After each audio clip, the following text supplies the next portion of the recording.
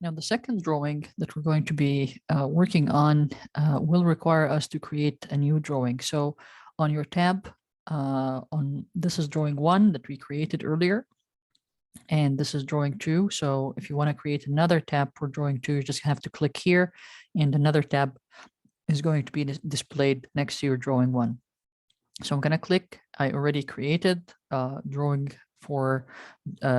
tab for this drawing, and we're going to be creating this shape here with those measurements. Now, we also need to do exactly what we did before, because those drawings do not inherit units from each other. So all you need to do is type units on your keyboard, press enter, go to change the length type to architectural, change the precision to 1/8 of an inch and the insertion scale to inches, and click OK. That's the first thing that you need to do for drawing 2. Now we have a lot of commands here, or modify commands, that we're going to be working with to achieve this drawing according to the measurements that we have. But the simplest form that we can take a look at is the fact that this shape, okay, is basically a rectangle. All right, if we just the outline is just a simple rectangle, and that simple rectangle measures 8 feet on this side, which is the y-axis, and 10 feet on this side. 4 feet plus 3 plus 3, so we have 10 on the x-axis and 8 feet on the y-axis. So to achieve this, all we have to do is I'm going to click on rectangle. I'm just going to zoom in so that shape is not going to be on my way. You don't have that, so I'm going to click here on the rectangle command. I'm just going to place this anywhere here. I'm going to click and drag. Now I'm clicking and dragging. I know that the x-axis or the horizontal line segment is going to be 10 feet. So I'm going to type 10 feet on my keyboard and click tab on the keyboard. And then I'm going to type 8 feet and enter. Okay, so that's the first or the box that we start with. Now, the second thing that we need to do is that we need to start establishing those line segments. So I need to take 4 feet here and before going down 2 feet. And to do that, I'm going to take a look at my object snap tracking, and my ortho mode. Those should be turned on. And then I'm just going to right click here on the object snap, and I will actually pick the intersection point, because I definitely will need that to take 4 feet from this point here. Now, notice what will happen. I'm just going to take this off right now, and I'm going to click on the endpoint, and I'm going to click on the line command. Now, from the line command, I'm going to hover over this, and then I'm going to go to the side. So I'm going to click here, and then I'm going to the side. Now, when I click again and drag, I'm clicking. I didn't click. I just hovered over this point. I hovered over this point. Then I moved to the left side. Now, when I move to the left side, all I have to do is type 4 feet and enter. And then I'm going to go down. Now, I want to make sure that the ortho command or ortho mode is turned on, because this is going to ensure that I'm going into the 90-degree angle. And then I'm going to move my cursor and type 2 feet and enter. Okay. And I need to move this 3 feet. Okay, because you can see here it's 3 feet. We're not going to worry about the this curve yet, or a quarter of a circle. So I'm just gonna move this to 3 feet as the drawing is showing me. So I'm gonna move that to the left-hand side, and I'm gonna type 3 feet on my keyboard and enter. Now, if we go down, we're gonna see that down here is 4 feet. So I'm just going to move the cursor down and type 4 feet on my keyboard. All right. And then I'm going to move to the side here on the left. Now, because I'm having the only thing that I'm snapping to is the endpoint, though this is making me a problem. I can't go to the side here because I'm snapping to this endpoint all the time. So while we are still working with the line command, I'm just going to hover below here, right click, and I'm just going to select perpendicular and turn endpoint off. And we always can do this while we are working with a command like the line command. Okay, and then I'm going to click here, and I'm going to move the cursor to the left side. And once I do that, I'm going to click here because this is perpendicular. That's what I'm snapping to right now. Press escape on your keyboard, and this is the shape that we have. Now we have a problem, a little bit of a problem. As we said, we have this shape here, okay, and I need to trim this part. As you can see, I don't have those lines, this line here and this line here. We learned from Drawing 101 that the trim command is going to help me to remove those excess parts. So I'm just going to click on trim, and then I'm going to click here, and I'm going to click here, and click enter on your keyboard. So the outline of the shape is already somehow finished. Now I need to make sure that there is an offset, or all of those lines that I have are offsetted inside. Offset is a command that is going to help you. It's part of the modify family and is going to help you into creating a copy of the shape inside or outside with a defined distance. In our case here, we have this shape, okay, which is an exact copy except for this part inside, which is offsetted inside. Before creating this, though, I need to make sure that I have this quarter of a circle or arc in between, and this is the radius here is 2 feet. So how to do that? We have a command here. We have two commands that we're going to be using. The first one of the modify family is the fillet. If I click here on the drop down, I have 3 more options. We're going to be using chamfer as well today. And the first one that we're going to be using is the fillet command.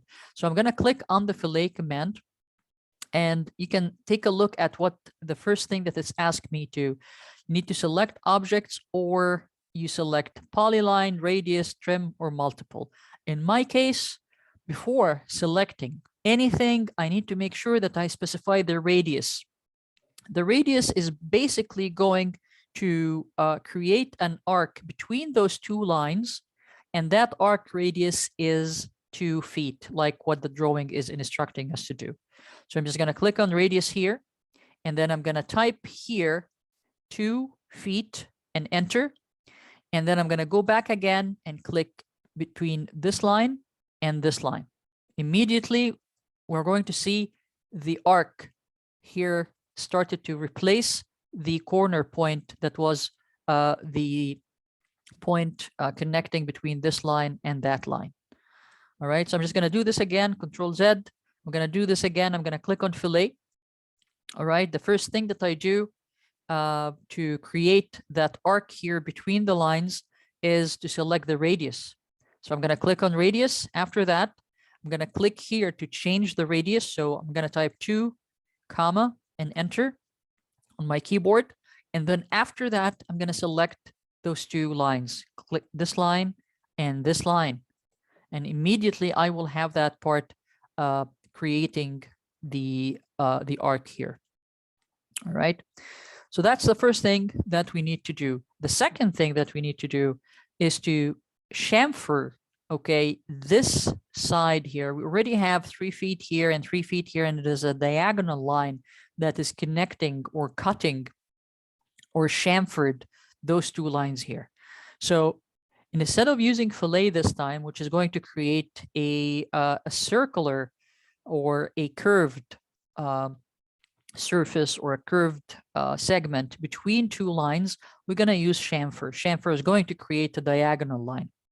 So I'm going to click on chamfer, all right? And chamfer works almost the same as the fillet. Now, it's asking me to do this, to select the first line or distance. Now, before I do anything, before I select anything, I'm just going to click here on distance or type D on my keyboard for distance.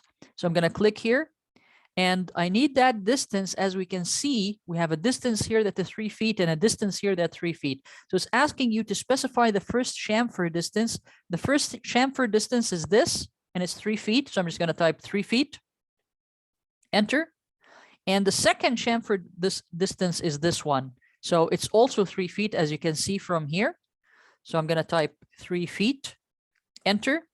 And now I can start selecting the lines. So just like the fillet command, we need to select the radius. And in our case here, it's the distance. And the distance in the x-axis and the y-axis. So you need to put 2 values for the distances. And after that, you start selecting the lines. In my case, this is the first line, and this is the second line. And immediately you will see that part getting chamfered. All right, so chamfer and fillet, they work exactly the same. Once you click on the command, all you have to do is to put the distance or put the radius. And after that, you need to select the 2 lines that you're going to fillet between or chamfer between. Okay, so we're almost done here, except for a little bit of a half circle in here. And we can do this in a lot of ways. So one of the things that I will do is that, first of all, I need to make sure that I pick the right snapping. And the right snapping means that I need to snap here. So basically, I need to snap to this point, and I need to snap to this point, and I need to snap to the midpoint here, because that's where the center of that half circle is going to be.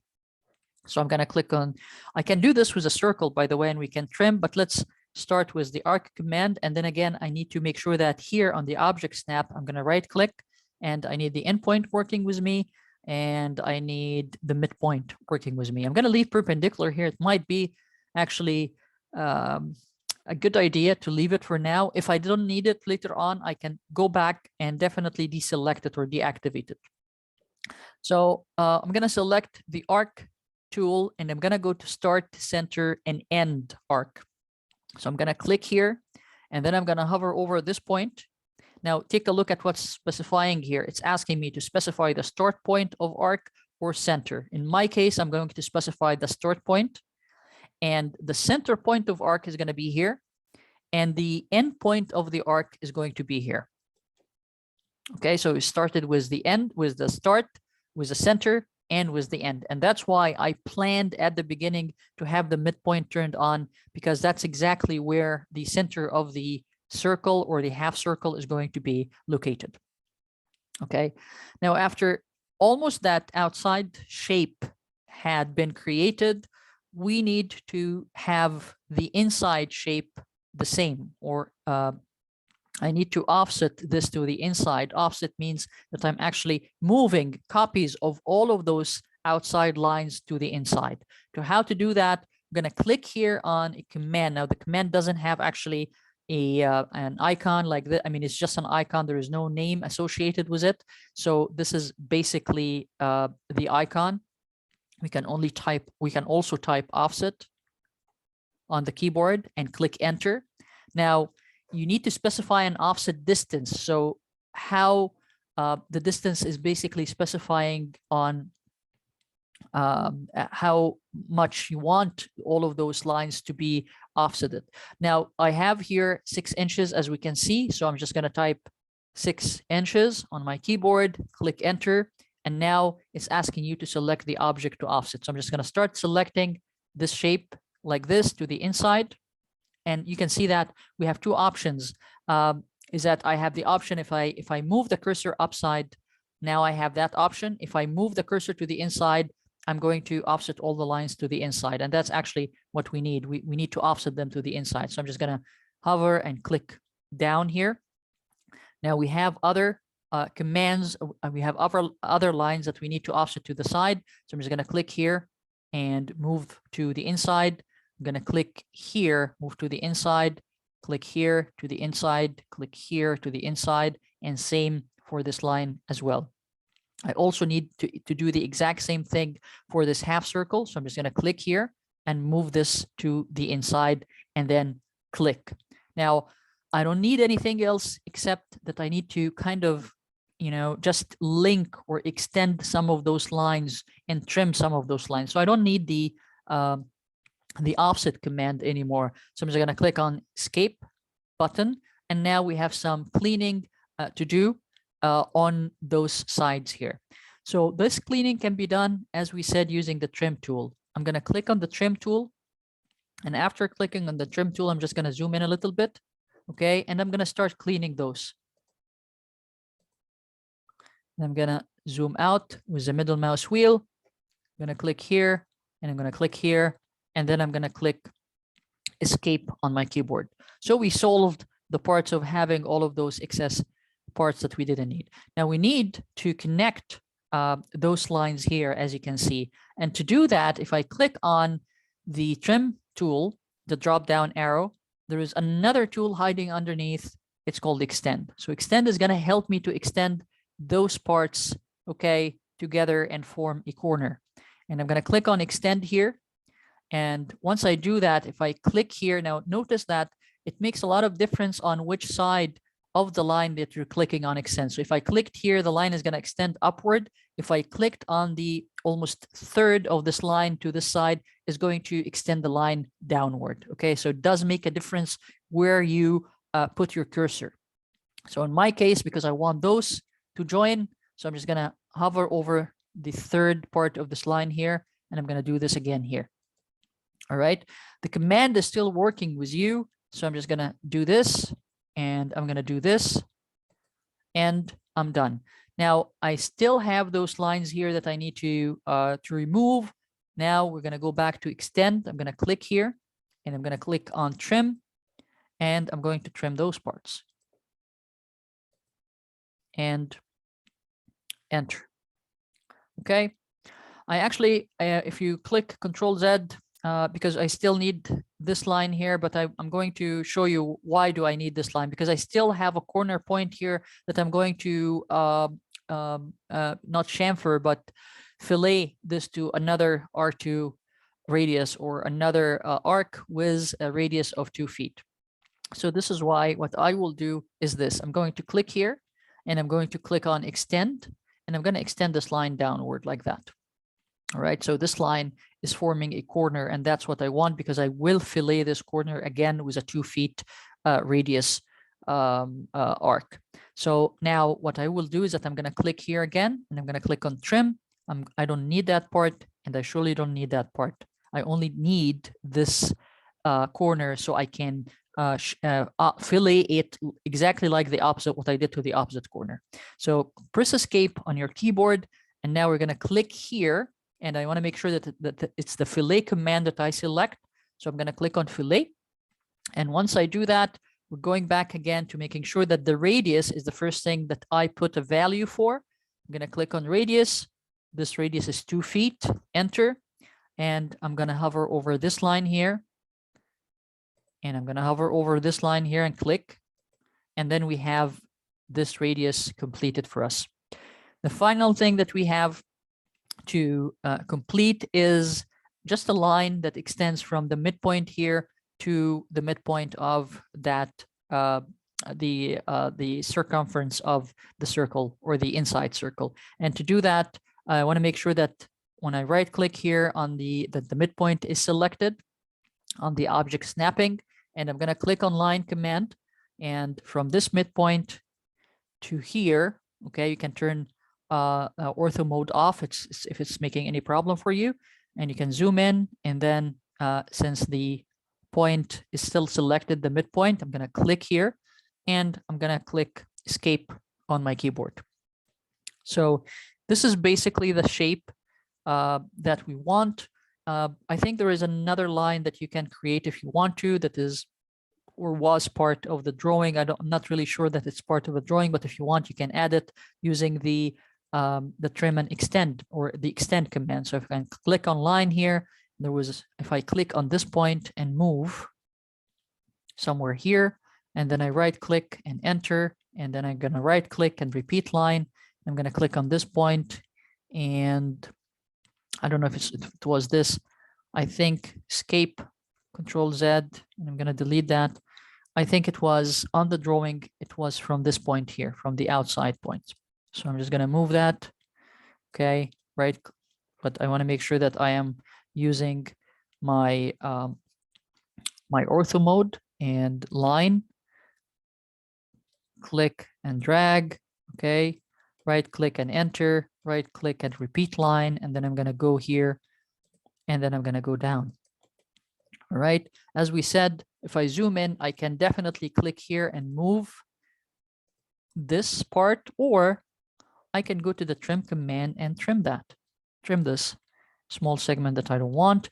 And this is the second drawing that you should be drawing. Now, if you want to, one of the things that you might need to do just to make sure that you have those right measurements, it's not required at this stage to add dimensions. I just use the dimensions here to show you the dimensions of the drawings. But just in case you want to check your work, you can go here to measure, okay?